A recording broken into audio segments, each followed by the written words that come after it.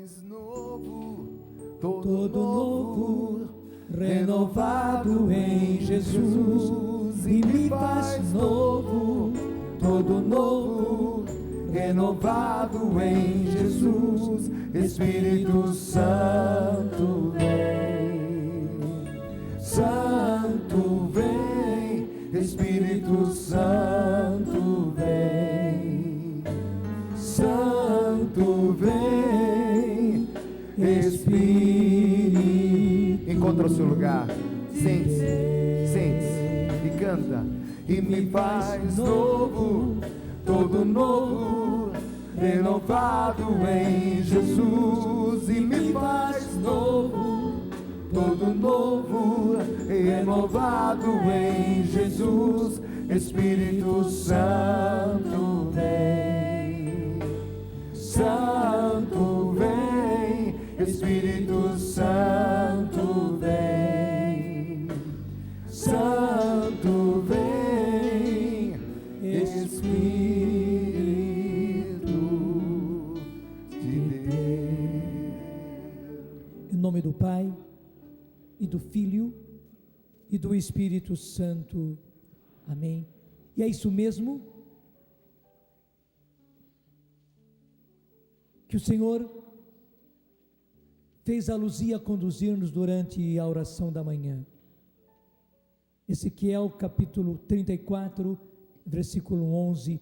Pois assim diz o Senhor Deus: eis que eu mesmo buscarei minhas ovelhas e tomarei conta delas. Como o pastor toma conta do rebanho, quando ele próprio se encontra no meio das ovelhas dispersadas. Veja, não é no meio das ovelhas boazinhas, limpinhas, bonitinhas, não. Quando ele próprio se encontra no meio das ovelhas dispersadas, assim irei visitar as minhas ovelhas e as resgatarei de todos os lugares em que foram dispersadas em dia de nuvens e escuridão. Eu as retirarei no meio dos povos e as recolherei do meio dos países para conduzi-las à sua terra. Apacentarei as ovelhas sobre os montes de Israel, no vale dos córregos e em todas as regiões habitáveis do país. Eu as apacentarei em viçosas pastagens, e no alto monte de Israel estará o seu curral. Ali repousarão num belo redil e pastarão em suculentas pastagens sobre os montes de Israel. Eu mesmo apacentarei minhas ovelhas e as farei repousar. Veja, é o Senhor mostrando a sua iniciativa. Eu mesmo procurarei as minhas ovelhas, procurarei a ovelha perdida, reconduzirei a desgarrada, enfaixarei a quebrada. Sim, aquela que quebrou a perna, quebrou essa pata, quebrou aquela pata. Eu mesmo enfaixarei a quebrada, fortalecerei a doente e vigiarei a ovelha gorda e forte. Vou apacentá-las conforme o direito. Esta palavra, porque você conhece a ligação direta desta passagem do Antigo Testamento com o Novo Testamento. Jesus falando a respeito, Ele é o pastor. Eu sou o pastor. Eu sou o pastor das ovelhas. Jesus diz mais: eu sou a porta das ovelhas. É por ela que elas entram. Eu sou a porta. Não somente eu sou o pastor, mas eu sou a porta. E eu sou o bom pastor. E quando Jesus fala de bom pastor, Ele não está falando assim de bonzinho. Não, Ele está falando na mesma expressão que nós usamos quando dizemos um bom mecânico, uma boa cozinheira. Pode ser que a pessoa seja até má de coração, mas de mecânica ele é bom. Talvez seja até uma pessoa neurastênica, neurótica, mas de cozinha ela é boa. É nesse sentido que Jesus está falando. Claro que Jesus também é bom, mas Ele não está falando a respeito desta bondade. Ele está falando: eu sou o pastor competente. E tanto lá no Antigo Testamento com Ezequiel. Como no Novo Testamento, o próprio Jesus falando que ele é o pastor, ele apresenta o pastor e a ovelha num sentido de luta, num contexto de luta. Aqui ele está mostrando em Ezequiel ovelhas desgarradas. E por que desgarradas? Porque o lobo entrou no meio e dispersou. Usando uma palavra bem brasileira, fez um esparramo, porque claro, na hora que o lobo entra para pegar alguma, não somente ele pega aquela ovelha que ele conseguiu abocanhar, mas vendo aquilo, vendo aquela agressão terrível, as ovelhas todas se desgarram. É um esparramo. Imagina como que não ficam as ovelhas na hora que o lobo entra no meio do redil, entra no meio das ovelhas. Jesus fala da mesma forma. Ele até diz que o mercenário, o empregado que ganha para trabalhar de pastor, veja, ganha para trabalhar de pastor. Quando vem o lobo, ele foge, porque ele não é pastor. Mas Jesus disse, mas o pastor, quando vê o lobo, ele enfrenta e ele luta corpo a corpo com o lobo por causa das suas ovelhas. E aí nesse contexto que Jesus diz, o ladrão, e esse ladrão é o próprio lobo, e você sabe de quem Jesus está falando. Quem é esse ladrão, quem é esse lobo? Ele só vem para roubar, matar e levar à perdição. Isso é João 10:10, é até fácil de guardar. João capítulo 10 e versículo 10. O ladrão, o lobo, só vem para roubar as ovelhas, roubar as coisas mais santas que nós temos, roubar o seu casamento, roubar o seu marido, roubar a sua esposa, porque hoje também muitas esposas que estão sendo roubadas. O marido quer seguir o caminho de Deus, mas infelizmente ela ficou com a cabecinha fraca, por causa das amigas, por causa da televisão, por causa das novelas, por causa das conversas, por causa da mentalidade, os chás que ela andou frequentando, a conversa das amigas. Ela ficou com a cabecinha fraca e ela é que se dispersa. Infelizmente, estão nos roubando as coisas mais preciosas. Imagine o que seja roubar a mãe de uma família. E quantas mães de família estão sendo roubadas? Aliás, deixa eu dizer, todas as noites acontece rapto nas nossas casas.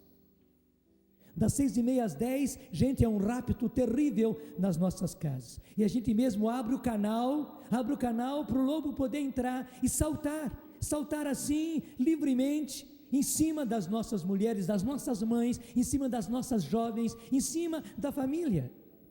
Porque você conhece muito bem qual é a temática e o que é que as benditas novelas estão apresentando em todos os canais,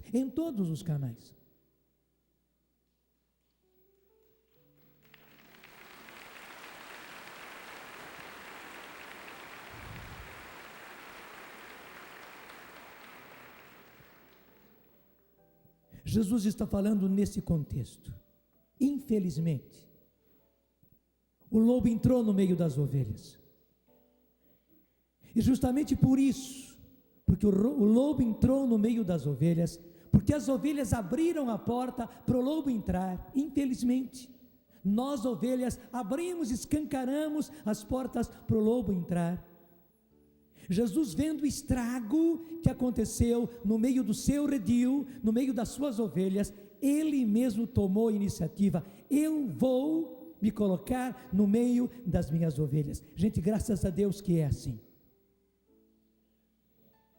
E saiba, agora está acontecendo uma luta corpo a corpo entre o pastor e o lobo.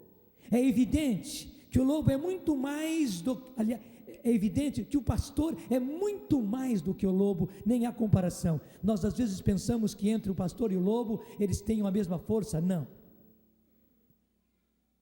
O demônio, ele é como um micróbio diante de Deus. Apenas que você sabe que micróbio faz um estrago.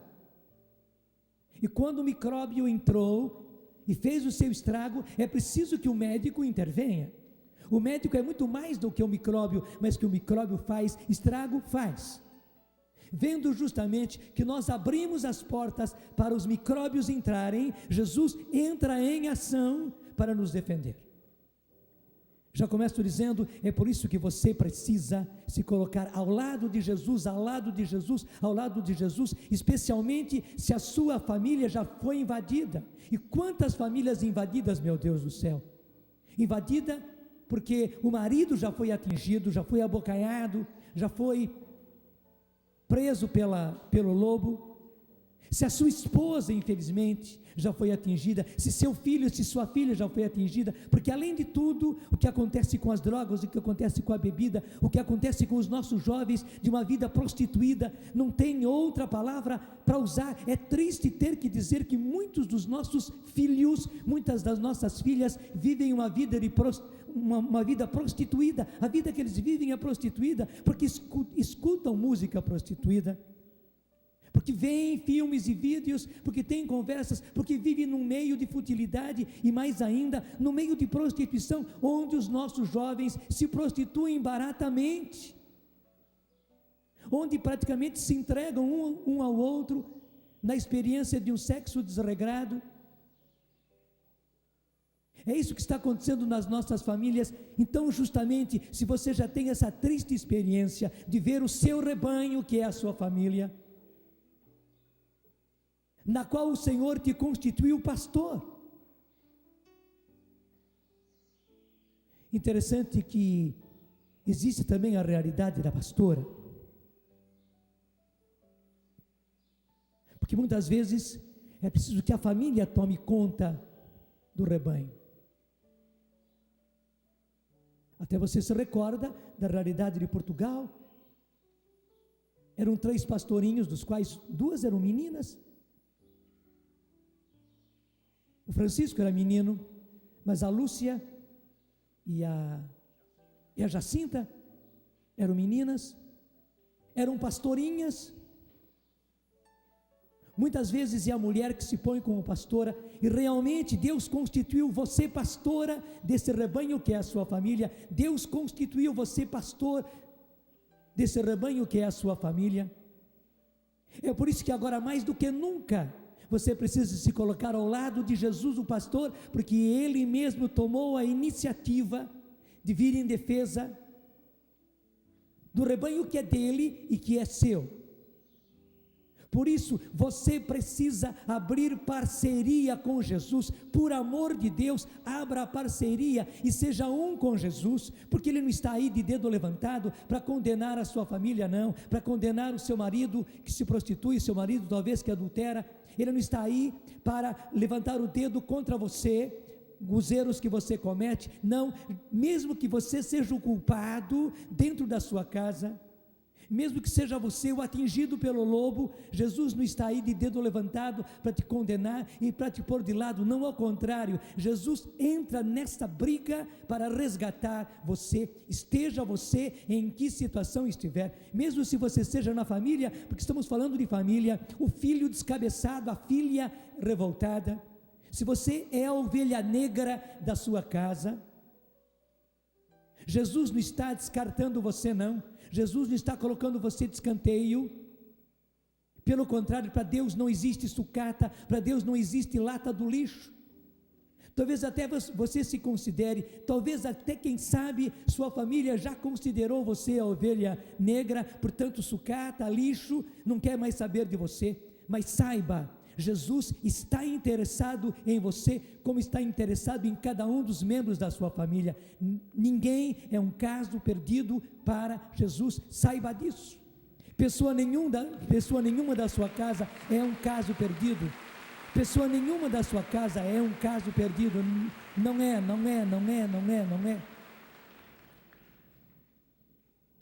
Eu fiquei muito contente quando a Luzia me contou, porque eu também não sabia disso. Eu tenho a impressão que muita gente não sabe o que aconteceu com Santo Agostinho. Nós conhecemos aquilo que todo mundo conhece, que Agostinho durante muitíssimos anos viveu uma vida longe de Deus, afastada de Deus. A mãe dele, Mônica, rezou cerca de 40 anos para a conversão de Agostinho.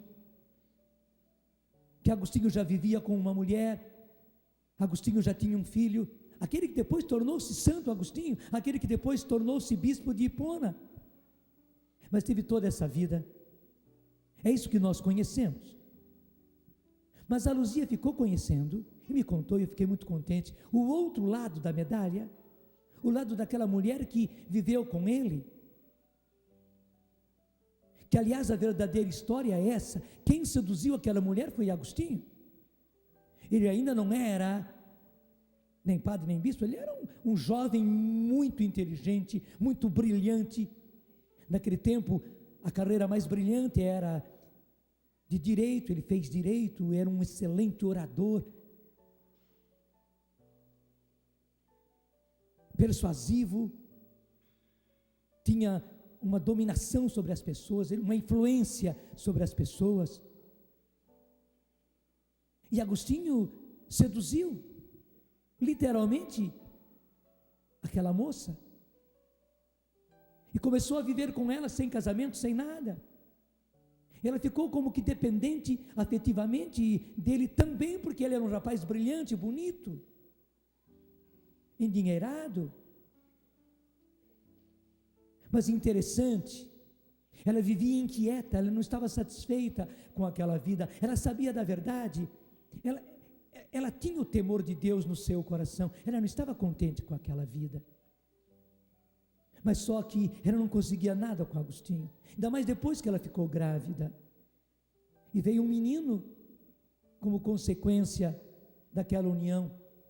Ela ficou mais amarrada ainda, não somente afetivamente, mas agora ela necessitava de Agostinho para poder sustentar o filho. Ainda mais imagina naquela época que a mulher não tinha como trabalhar, como ganhar, ou ela acabava de se entregar numa vida prostituída, ou ela não tinha como sustentar o seu filho, então dependia de Agostinho.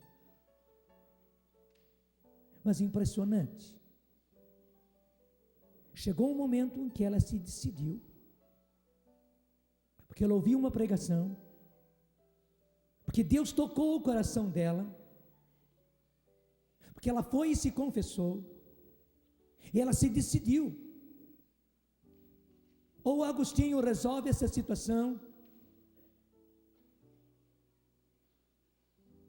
e ele se converte também e nós nos casamos, ou eu rompo com essa vida, porque eu não quero mais viver assim.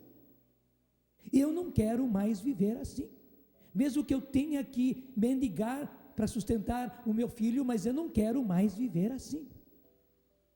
E ela foi a Agostinho e falou francamente a ele da sua decisão. É claro que Agostinho não acreditou que ela fosse capaz de fazer isso. Muito orgulhoso, muito vaidoso, Agostinho não fez caso. E ela abandonou Agostinho. E ela rompeu relações com Agostinho. E não quis mais saber. E Agostinho tentou como um homem, não é? Que tem a sua amante, tem a sua companheira, vive relações sexuais com ela. Agostinho cercava por todos os lados e ela não cedeu, ela não cedeu, ela não cedeu. Aquele foi o primeiro baque em Agostinho. Nunca alguém tinha enfrentado o orgulho de Agostinho desse jeito. A gente foi como que o golpe de salvação de Deus para o resgate de Agostinho. Foi a partir disso que ele começou a cair em si. Graças a Deus entrou Santo Ambrósio na situação, que naquele tempo era bispo. Foi daí que Agostinho começou-se a chegar à igreja. O resto você conhece, ele ouviu aquela pregação de Ambrósio, que era o bispo naquele momento, que depois ele vai substituir como bispo também. E daí Deus toca o coração de Agostinho. Daí Agostinho se converte. E se converte radicalmente. Daí começa todo um processo de verdadeira conversão. Não é que houve aquele momento, tudo, não. Daí ele caiu em si, daí ele rompeu com o pecado, daí ele viu o seu pecado e se arrependeu, daí ele começou toda uma mudança de vida, e vai um processo, e Agostinho vendo que já tinha perdido muito tempo, que já tinha prejudicado muito, daí ele retoma um caminho de santidade, e aí está o bonito. E ele tanto fez, ele tanto se entregou a Deus, ele tanto se entregou à igreja, que impressionante, ele foi escolhido como que por aclamação pelo povo. Quando o bispo morreu, era preciso agora um outro bispo. Agostinho não era nem nada, não era diácono, não era padre, mas o povo escolheu pela sua santidade de vida agora, para ser o bispo de Hipona. E daí teve que ser ordenado diácono, depois padre, depois bispo, para poder tomar posse da diocese, porque a vontade de Deus se manifestou assim, naqueles começos. Muitas vezes aconteceu assim, o próprio povo aclamava o bispo que Deus queria, a voz do povo acabava sendo a voz de Deus. Mas veja, tudo começou lá atrás, com aquela mulher, que graças a Deus, tomou uma decisão. Eu não sei qual é a sua situação, eu não sei qual é o problema, eu não sei por onde o lobo entrou, e por onde o lobo atacou, e abocanhou as ovelhas da sua família, mas tenha certeza, não existe caso perdido, não existe caso sem solução. Humanamente, Agostinho era um caso perdido. Veja, deixa eu dizer as palavras claras, através da própria amante de Agostinho, é que Deus acaba salvando Agostinho, convertendo Agostinho e fazendo de Agostinho santo, tanto assim que hoje ele é santo, Santo Agostinho, e todo mundo cita Santo Agostinho, e dessa mulher a gente não sabe nem o nome. Mas para Deus, tanto é santo ele como é santa ela.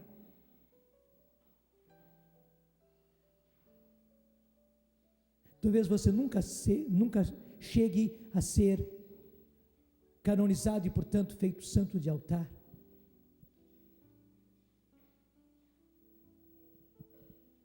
Mas Deus tem um plano. Provavelmente a aliada do bom pastor, que quer entrar em ação, lutando corporalmente com o lobo, talvez,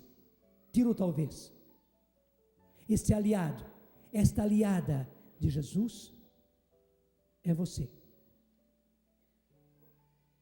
Por que você não assume? A aliada de Jesus, que queria salvar a ela, salvar o seu filho, salvar Agostinho, era aquela mulher amante de Agostinho. Por isso que eu digo, eu não sei a sua situação, talvez até você seja uma mulher prostituída, uma mulher amante. Eu estava ouvindo um caso de uma pessoa, de uma mulher, dizendo e chegando, e falando ao Sidney, já faz tempo que eu quero sair dessa vida de adultério, porque eu tenho vivido uma vida de adultério, mas eu quero sair, e eu venho aqui para que alguém reze por mim. Eu não tenho conseguido, porque eu quero sair dessa vida de adultério.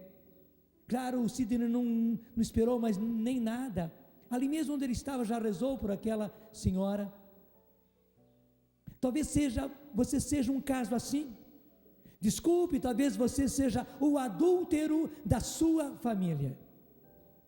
Me desculpe falar assim, estourado. Talvez você seja o adúltero da sua casa, o marido adúltero, que está sendo infiel não somente à sua esposa, infiel aos seus filhos, infiel à sua família, infiel ao seu Deus, e infiel também com aquela com quem você adultera, porque na verdade isso também é infidelidade. Você está fazendo uma coisa injusta, você não tem o direito de fazer isso. Mas Deus não despreza você, Deus não descarta você, pelo contrário, Ele se faz o seu pastor, e assim como o Senhor resgatou Agostinho, e fez de Agostinho o que ele é, Santo Agostinho, Deus é capaz de fazer de pedras filhos de Abraão. Acredite nisso, acredite nisso, minha filha, Acredite nisso, você que é jovem, talvez você como jovem, como rapaz, como menina, seja a ovelha negra da sua casa, ou pela droga, pela bebida, ou por uma vida prostituída, não sei, talvez você já deu muita dor de cabeça a seu pai, sua mãe, talvez você não seja o culpado, talvez você seja a vítima, a pessoa revoltada da sua casa, por causa do seu pai, por causa da sua mãe, por causa da separação dos seus pais, por causa daquilo que se vive na sua casa, talvez você seja a pessoa revoltada, mas saiba, Deus pega as pessoas mais imprevistas para serem os seus aliados no resgate, mas que Ele precisa de alguém dentro do rebanho. Para se aliar a Jesus, o bom pastor, Ele precisa. E Jesus não segue hierarquia. Claro, se o marido, se o esposo é o primeiro a se prontificar, a ser o aliado de Jesus, é claro que Jesus aceita. E que bom se é o marido, se é o esposo, quem se põe ao lado de Jesus para ser o seu aliado no resgate de toda a família. Mas pode ser que o marido nem queira saber, talvez o marido seja a ovelha negra da família, e o Senhor pode pegar você que é mulher, talvez você mulher traída, mulher despedaçada no seu coração, também pelos maus tratos que você recebeu, ressentida, magoada, ferida pelas coisas que você já viveu. A mãe também, a mãe que já sofreu tanto com os seus filhos. Talvez seja você justamente no seu sofrimento a escolhida para ser a aliada de Jesus. Pode ser que seja você rapaz, pode ser que seja você moça, talvez você menino, menina, seja o aliado de Jesus, e você pode vir a ser, porque Jesus está procurando quem se alie a Ele, para Ele ter uma entrada na sua casa, para resgatar um por um. O que aconteceu com Agostinho e a sua amante, pode acontecer na sua casa. E louvado seja Deus, porque hoje Ele nos trouxe esta palavra. E já a primeira frase da leitura de Ezequiel 34, versículo 11, que a Luzia nos trouxe, nos diz: versículo 11: pois assim diz o Senhor Deus, eis que eu mesmo buscarei minhas ovelhas e tomarei conta delas. Eu mesmo. Porque o lobo entrou aí, eu mesmo cuidarei das minhas ovelhas. Abençoa, Senhor, as famílias, amém. Abençoa, Senhor, a minha também. Abençoa, Senhor, as famílias, amém. Abençoa, Senhor, a minha também. Pensa agora na sua família. A sua família é rebanho, a sua família é rebanho de Deus. O próprio Jesus está tomando essa iniciativa dentro desse contexto de luta contra o ladrão, contra o lobo.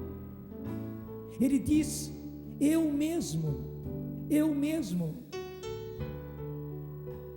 buscarei minhas ovelhas e tomarei conta delas, como o pastor toma conta do rebanho. Eu mesmo, é Ele. Ele quer abençoar, e a bênção dele é muito concreta. A bênção dele é efetiva. Ele quer realmente entrar no rebanho. Seja você a porta aberta para Jesus poder entrar.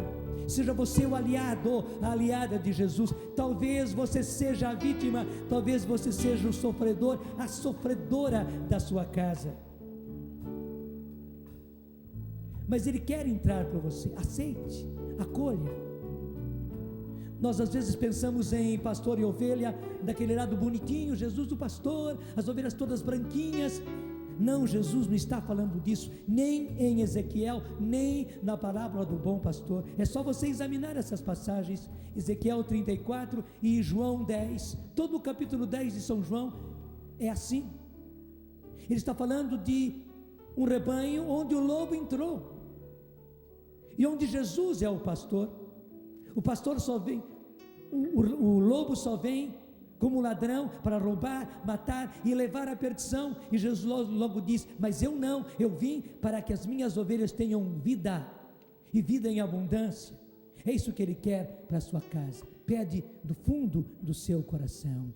Abençoa, Senhor, as famílias. Amém. Pede do fundo do coração. Abençoa, Senhor, a minha também. Abençoa, Senhor, as famílias. Amém. Abençoa, Senhor, a minha As mulheres, cantem vocês. Abençoa, Senhor. Abençoa, Senhor, as famílias. Amém. Sim, amém. Abençoa, Senhor, a minha também. Os homens, juntos. Abençoa, Senhor, as famílias. Amém. Sim, amém. Abençoa, Senhor, a minha Homens e mulheres de mãos também. levantadas, pensando na sua família concretamente. Abençoa, Senhor, as famílias. Amém. Abençoa, Senhor, a minha também. Abençoa, Senhor, as famílias. Amém.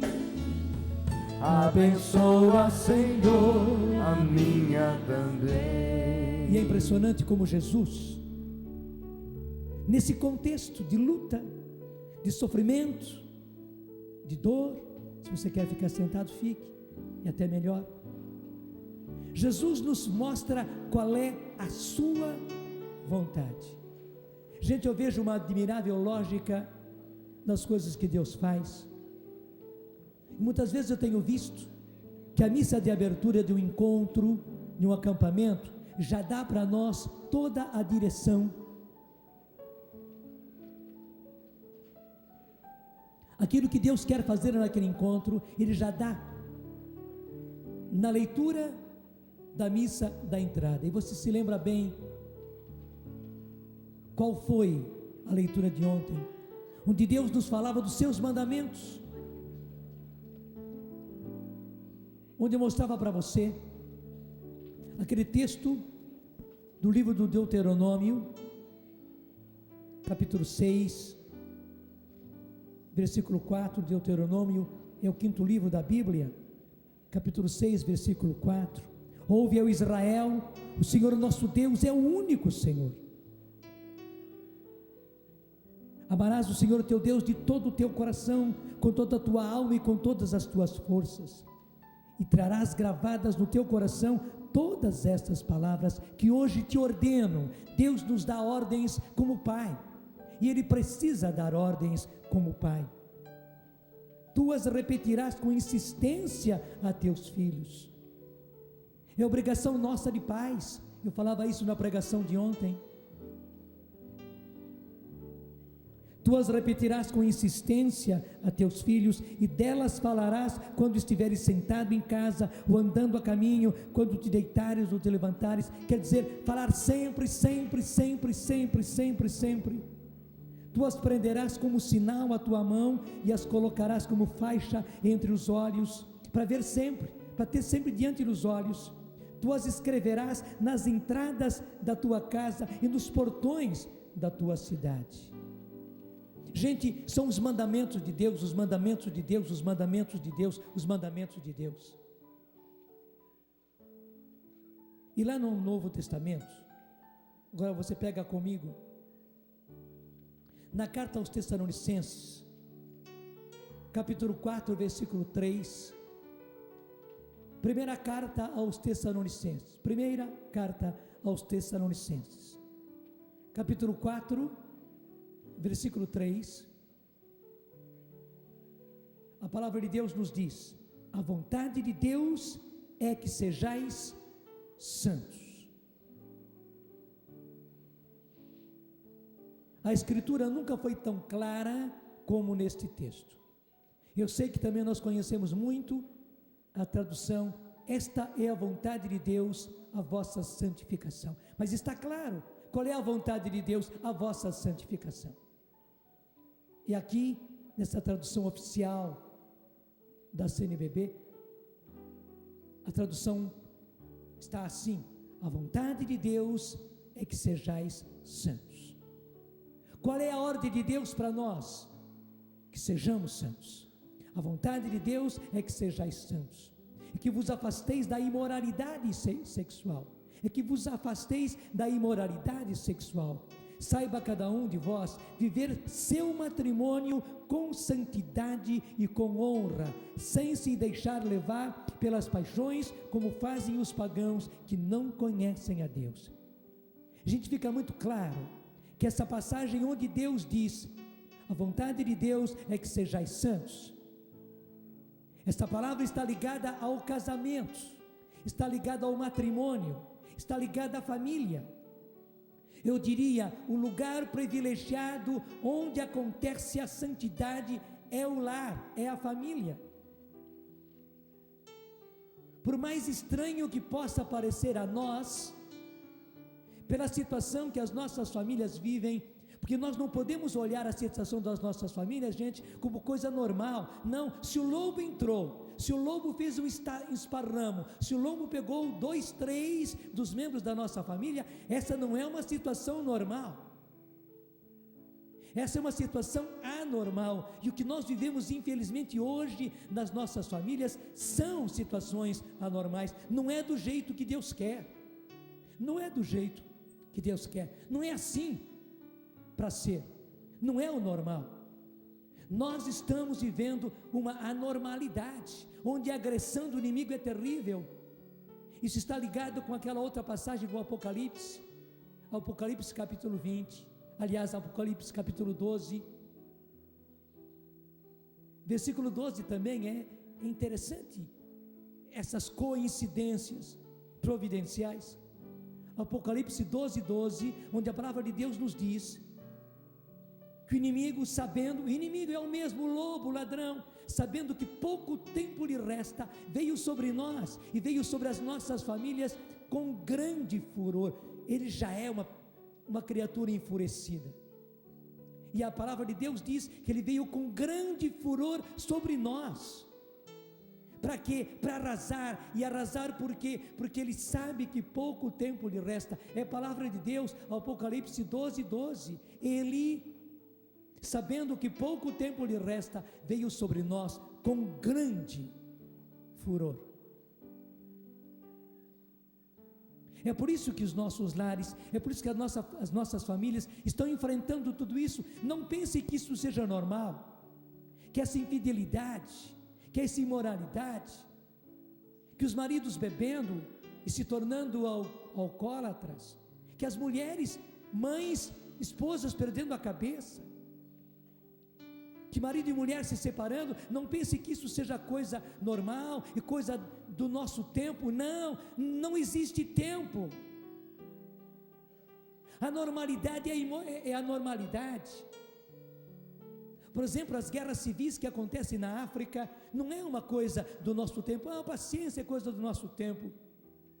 Não, isso é normal, não é o correto, não é o certo, não é assim que Deus quer, e não é assim para ser. É uma normalidade, a situação de guerra que vive as nossas famílias. Gente, não é para a gente cruzar os braços e deixa o barco correr, deixa separar, não tem mais jeito. Os nossos filhos se perdendo, os nossos filhos se prostituindo, os nossos filhos entrando na bebida, as nossas filhas, jovenzinhas de 11 anos, de 12 anos, de 13 anos, bebendo, e muitas vezes pai e mãe nem sabem disso. E você sabe que não param nisso, da bebida, elas já vão para os avanços. E quanta menininha já vivendo, filha nossa, neta nossa, já vivendo uma vida prostituída, já tendo como que uma vida conjugal, como se fosse mulher adulta com 25, 30 anos, infelizmente. Desculpe, meninas com 13, 14, 15 anos, experientes, com tantas experiências que elas viveram com rapazes e com homens. É uma tristeza, isso não é normal. Isso é agressão na nossa família. Por quê? Porque infelizmente O inimigo, sabendo que pouco tempo lhe resta, veio sobre nós, ele veio sobre a coisa mais preciosa aos olhos de Deus, que é a família, e ele entrou com tudo para arrasar, para destruir. É por isso mesmo que eu volto lá ao começo. Foi por isso que Jesus, ele mesmo tomou a iniciativa de ele entrar para a defesa da nossa família, e ele entrar em luta corporal com o lobo, e é por isso que ele precisa, dentro de cada lar, pelo menos uma que venha aliar-se a Jesus para ser o objeto, o instrumento de resgate, para que Jesus, o pastor, possa resgatar um por um dos membros da nossa família.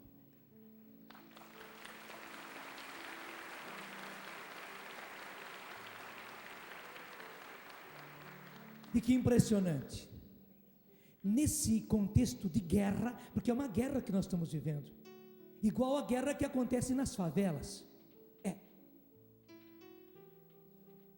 Nós não podemos olhar apenas Bogotá, Medellín, a Colômbia, não, aqui nas nossas cidades, e não é só no Rio de Janeiro não, muitas e muitas cidades, nós temos uma verdadeira guerra, onde jovens, onde filhos dessas cidades estão morrendo, por causa da guerra que está acontecendo, guerra no campo, no mundo das drogas, guerra no mundo da prostituição, guerra no mundo da corrupção.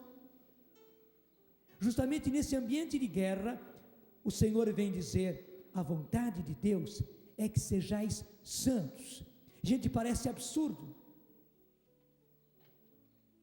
mas é impressionante. O Senhor vem dizer, neste contexto, meus filhos, esta é a vontade de Deus, que sejais santos, que vos afasteis da imoralidade sexual. Portanto, gente, é preciso romper com todo tipo de imoralidade sexual, porque aí está o vírus. A vontade de Deus é que sejais santos e que vos afasteis da imoralidade sexual. Saiba cada um de vós viver seu matrimônio com santidade e com honra, sem se deixar levar pelas paixões, como fazem os pagãos que não conhecem a Deus. Está claro, porque se nós deixamos que o inimigo entre, através dessa frestinha que a gente dá, dos erros na sexualidade, dos deslizes, nas aberturas na sexualidade, porque eu sei, tem muita gente querendo escancarar as portas, pelas novelas, pelos vídeos, pelos filmes, pelas revistas, pelas conversas, e achando, não, é normal, é preciso, para se poder ter mais prazer, porque temos que conhecer novas experiências e tal. A imoralidade está entrando mesmo no leito conjugal das famílias, e o Senhor vem dizer, assim como é preciso para acabar com uma doença, ser radical e erradicar aquela doença, é preciso exterminar com os micróbios que estão causando aquela doença, é preciso erradicar. Eu me lembro quando eu tive tuberculose, portanto o bacilo de Koch, que provoca a tuberculose. Gente, foi uma guerra. Todos os dias eu tomava aquela injeção dolorosíssima, como é que chama aquela injeção? Dói toda a vida. Bezetacil. Era um dia num braço, outro dia no outro, meu braço já estava, parecia mão de lavrador calejada, porque cada dia era uma injeção num dos braços, naquele tempo, né, faz, graças a Deus, bastante tempo, isso aconteceu lá em 1969, são mais de 40 anos, mais de 30 anos, graças a Deus, 32 anos que isso aconteceu. Foi uma guerra, para quê? Para exterminar com todos os bacilos. Eu não podia continuar com bacilo nenhum, e foi uma alegria quando o exame mostrou que eu não estava mais positivo, quer dizer, eu não tinha mais nenhum bacilo de tuberculose. Daí começava a cura, porque enquanto houvesse bacilo, a cura não tinha ainda começado, estava apenas na guerra de acabar com os bacilos. Deixa eu dizer, a vontade de Deus é a sua santificação. Deus quer que você seja santo, Deus precisa, a vontade de Deus é que sejais santos. Para salvar a sua família, meu filho, você precisa ser santo. Você esposo, Você marido, você pai, você precisa ser santo e você não pode pretender ir com menos, não. Porque a guerra é tão grande, ou você entra com santidade, ou você não consegue nada. Para você poder entender isso, é só olhar, quem de nós hoje aceita receber uma injeção com uma agulha que já foi usada para não sei quantos? Ou uma seringa que foi usada? Porque antigamente, até nesses tempos que eu estava no sanatório de tuberculosos, ainda era assim. Aquelas seringas feitas de vidro, estavam lá colocadas, era água quente, era água fervendo, onde se colocavam, nem era uma autoclave, era simplesmente água fervendo, onde se colocavam todas aquelas seringas, e onde se colocavam as agulhas também. Então se tirava da água fervendo, e usava para todo mundo, se usava para todo mundo. Hoje quem é que faz isso? Ninguém, porque todos hoje sabem dos riscos, de contaminação, de passar de um para o outro, doenças terríveis, não é só a AIDS não, outras também, hoje já se sabe muito bem a respeito disso. Aquela seringa e aquela agulha precisa ser esterilizada, quer dizer, pura, limpa, gente, é santidade. Para começar uma cura é preciso santidade, assim como é precisa a seringa totalmente esterilizada, sem micróbio, sem bacilo, sem nada, limpa, para libertar as nossas famílias, para sermos os aliados do Senhor. Claro que nós somos fracos, claro que nós já tivemos muitos pecados, claro que nós sentimos em nossa carne o fogo do pecado, mas é preciso uma decisão de santidade, como diz aqui a palavra, e que vos afasteis da imoralidade sexual. Nós não podemos admitir imoralidade nenhuma no campo sexual, nem na mente, nem nos pensamentos, nem nos desejos, e muito menos na prática, muito menos nos atos. Ah, mas a minha vida foi assim, eu estou acostumado, foi isso que eu vivi. Acaba com isso. Antigamente eles usavam as seringas apenas colocadas na água fervendo para todo mundo. Hoje quem faz isso? Ninguém. Hoje é preciso também acabar com toda a imoralidade dentro das nossas famílias. Não se admite simplesmente levar a coisa na base da água quente. Ou a gente parte para a santidade e salva as nossas famílias, ou as nossas famílias continuam se perdendo. Eu sei que muita gente quer fazer a tentativa de levar a coisa no mais ou menos, de continuar levando a coisa na base da água quente.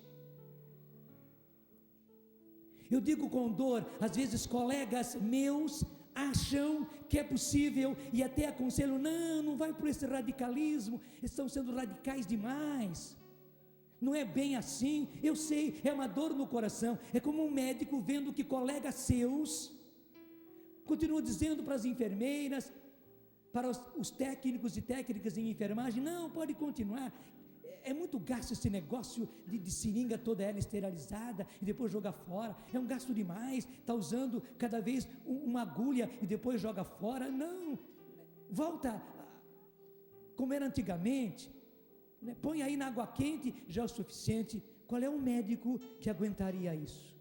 Gente, infelizmente dentro da nossa igreja nós estamos vendo isso. Eu não estou condenando a eles, estou alertando você, não aceite. Você tem o direito de não aceitar, você tem o direito de só receber daqueles que são os médicos de homens, os médicos da alma, só aquilo que é correto na medicina espiritual. E assim como na medicina só se aceita a agulha e seringa esterilizada, é a mesma coisa, só se aceita a qualidade de santidade. Não se pode mais levar as coisas na base da água quente, não se pode. É preciso erradicar o pecado dentro do matrimônio, como diz a palavra de Deus, é palavra de Deus. E veja, é a tradução oficial da CNBB, para você não ter dúvida nenhuma. Eu não estou fazendo propaganda dessa tradução, mas ao mesmo tempo, se nós temos uma tradução oficial, agora ela é oficial. Demorou anos para a CNBB, portanto, Conferência Nacional dos Bispos, chegar a uma tradução que seja oficial. Portanto, as palavras são essas, não tem segunda explicação. A tradução é essa, é como no direito, a lei foi escrita naqueles termos, e todo mundo que entende um pouco de direito sabe, uma vez que está escrito com aqueles termos, são aqueles termos. Ninguém tem mais o direito de mudar. Primeiro, ninguém tinha o direito de mudar, porque já era a palavra de Deus. Mas alguns por dizem, não é bem assim. A interpretação não é esta. Agora a interpretação está clara, porque a tradução aprovada oficialmente pela CNBB diz: a vontade de Deus é que sejais santos e que vos afasteis da imoralidade sexual. Saiba cada um de vós viver seu matrimônio com santidade e com honra, sem se deixar levar pelas paixões, como fazem os pagãos que não conhecem a Deus. Está aqui, a lei de Deus é esta. E como eu disse ontem na pregação, lei de Deus não no sentido de imposição, é como as leis da medicina, gente. Os médicos fazem assim porque eles sabem que o corpo humano é assim, porque eles sabem que o corpo humano reage desse jeito. É a mesma coisa, Deus sabe como é que as coisas são, por isso, sabendo de como as coisas são, Ele mesmo já põe as regras, Ele mesmo já põe as leis, e Ele sabe que assim como as injeções que nós tomamos só podem ser totalmente limpas, sem nada de impureza, tudo tem que estar esterilizado, seringa, agulha, até o algodãozinho com álcool que passa no seu braço, antes de você tomar a injeção, tudo tem que estar esterilizado. É a mesma coisa, a palavra de Deus, e a palavra de Deus agora ministrada pela igreja diz: a vontade de Deus é que sejais santos e que vos afasteis da imoralidade sexual. Estou pedindo, Senhor, para todos os meus irmãos, estou pedindo, Senhor, especialmente para nós homens que fomos mais vítimas, porque infelizmente, Senhor Deus, da nossa infância, nós já fomos brutalizados na dimensão sexual, Senhor. A verdade é essa, fomos brutalizados, porque nos ensinaram na rua, na base da pornografia, Senhor, e o Senhor sabe bem disso. Por isso, Senhor, nós carregamos verdadeiros vícios, nós carregamos verdadeiras taras, Senhor. Mas o Senhor que disse, essa é a vontade de Deus, que sejais santos, o Senhor pode mudar, o Senhor que mudou Agostinho, pode mudar a cada um de nós, o Senhor pode me mudar, o Senhor pode mudar cada um desses meus irmãos, Senhor, o Senhor pode mudar a nossa mente, mudar o nosso coração, mudar a nossa vontade, mudar, Senhor, a nossa concupiscência, mudar os nossos impulsos, o Senhor pode mudar, Senhor, o Senhor pode nos fazer santos.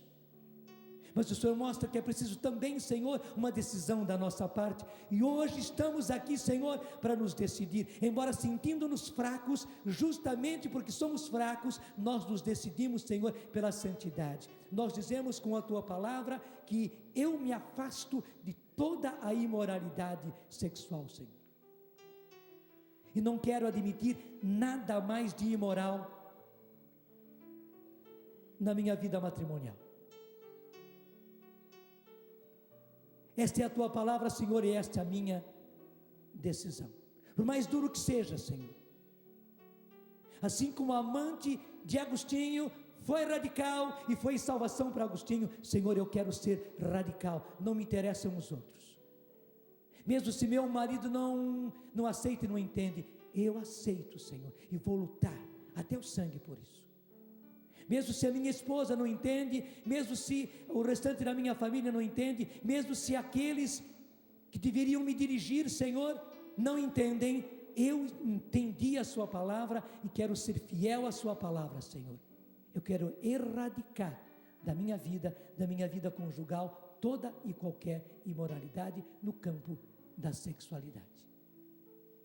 Eu quero viver, Senhor, puro, pura. Dá-me a graça, Senhor. Dá-me o teu Espírito, Senhor. Senhor, leva a minha santidade.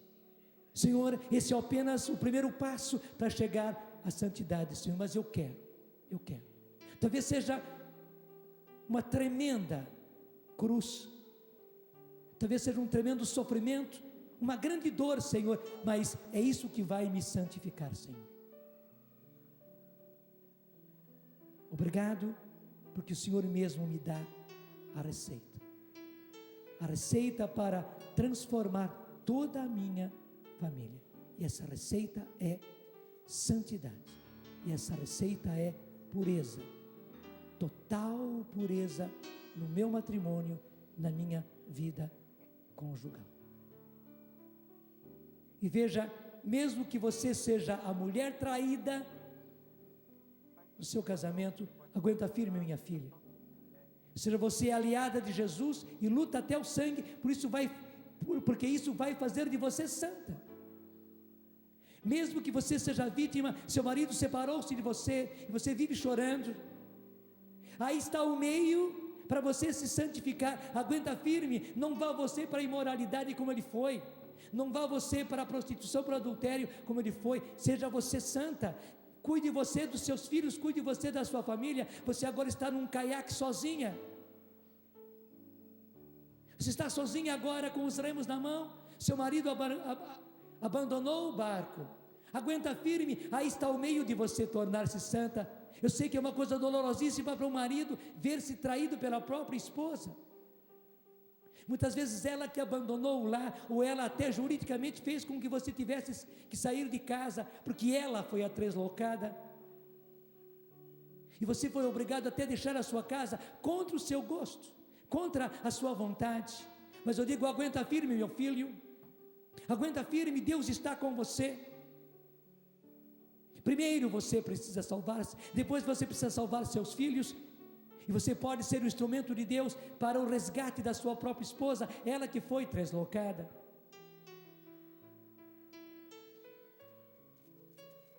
A mesma coisa eu digo aos filhos. Talvez seu pai e sua mãe badernaram tudo, talvez seu pai e sua mãe, pela vida deles, estão fazendo da sua casa, da sua família, a maior confusão, desculpe, às vezes até a maior vergonha. Talvez a sua família seja uma vergonha só, por aquilo que seu pai e sua mãe mesmo faz. Mas opte pela santidade. Não parta você também agora para a revolta e para a imoralidade, para a bebida, para a droga, ou para uma vida de imoralidade. Não parta. Nem você rapaz, nem você menina. Por mais que o seu coração esteja machucado, ferido, aguenta firme. A receita é santidade, e a sua santidade pode ser e tem tudo para ser a salvação para o seu pai, para sua mãe e para toda a sua família. Talvez você seja o único dentro da sua casa, mas você pode ser, e Deus quer que você seja a salvação, o instrumento de salvação para toda a sua família, inclusive para seu pai e sua mãe e o casamento deles.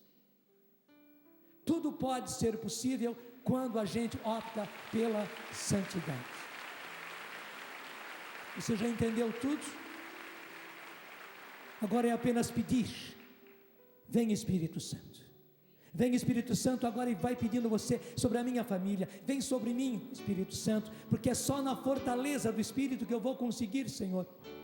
A guerra é tão grande, a agressão é tão violenta, Senhor, até mesmo a violência dentro de mim, Senhor, porque os meus membros mesmo estão tomados pelo pecado, pela imoralidade, Senhor. A guerra já começa dentro de mim, Senhor. Há como que duas pessoas, uma querendo a santidade e outra querendo a imoralidade, continuar na imoralidade, Senhor. Mas eu já optei pela santidade, e eu já rompi com toda e qualquer imoralidade, Senhor. Dá-me o teu Espírito, Senhor. Envia, Senhor, o teu Espírito Santo, porque só o teu Espírito, Senhor, para me dar essa fortaleza, para me dar essa coragem, para me dar essa audácia, Senhor. É preciso ser intrépido, audaz, ousado, Senhor. Obrigado, Senhor, por isso. Derrama o seu Espírito Santo, batiza-me, Senhor, no Espírito Santo. Eu ouso dizer, batiza a minha família. A minha família, Senhor, está escangalhada, mas é o batismo no Espírito que vai mudá-la, Senhor. Eu nem sei quanto tempo a gente vai demorar para que vejamos a família totalmente resgatada, mas pelo Teu Espírito derramado, Senhor, tudo vai começar a acontecer, até acabar com todos os vírus, todos os bacilos, todos os micróbios que infestaram a minha casa, a minha família, Senhor. Mas nós chegaremos lá, porque a receita eu a quero colocar em prática: santidade. Senhor, o Teu Espírito é santo, e Ele é a fonte de toda a santidade. Batiza-nos, Senhor, batiza-me, Senhor, no Teu Espírito Santo. Levanta, fica de pé e diga: batiza-me, Senhor, no Teu Espírito, pois minha alma sedenta está. Batiza-me, Senhor, no Teu Espírito, pois minha alma sedenta está. Levanta os braços, vem, diga: vem, ó água viva, ó água pura, fecundar meu coração. Vem, ó água viva, ó água pura, transformar meu coração. Mais uma vez, batiza-me, Senhor, no Teu Espírito. Batiza-me, Senhor, no Teu Espírito, pois minha alma sedenta está. Batiza-me, Senhor, no Teu Espírito, pois minha alma sedenta. Só o povo de Deus, braços erguidos, vem.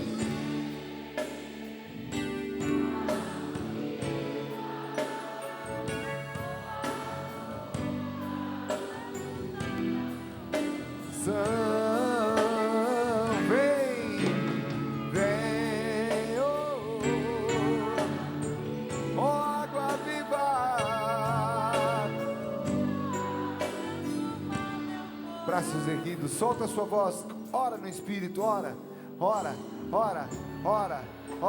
deixa o Espírito Santo lavar você. Imagina o Espírito Santo lavando, inundando, você quer, Ele quer. É a santidade que Deus deseja, é a ação de Deus, é o Senhor, é a iniciativa do Senhor. Ele vem até você e você quer, então se exponha, queira, deseje, solta a voz e imagina o Espírito Santo agindo na sua mentalidade, lavando a mentalidade velha, lavando as lembranças, lavando as ideias, mudando, batizando a sua mentalidade. Batiza-me, Senhor, batiza a minha mentalidade. Batiza, Senhor, lava os meus olhos o que eu já vi, lava os meus ouvidos o que eu já ouvi. Lava, Senhor, os meus pensamentos, o que eu já imaginei. Lava-me, Senhor, eu quero pensamentos santos. Eu quero, Senhor, um olhar sem maldade. Eu quero, Senhor, um ouvido purificado. Eu quero palavras de amor somente para minha esposa, e um amor puro, simples, sincero, direto do coração. Eu quero, Senhor, ser expressão de amor para minha esposa, para o meu esposo. Peça ao Senhor que lave os seus gestos, peça ao Senhor que lave suas atitudes, peça ao Senhor que lave você inteiro. Batiza-me, Senhor, diga: batiza-me, Senhor, no Teu Espírito, pois minha alma sedenta está. Batiza-me, peça. Batiza-me, Senhor, No Teu Espírito, pois minha alma sedenta. pois minha alma sedenta. Abre as portas e pede, clama. Vem,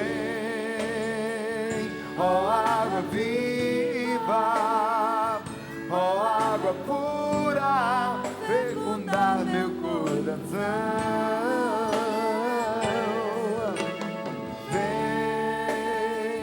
Ó água viva, ó água pura,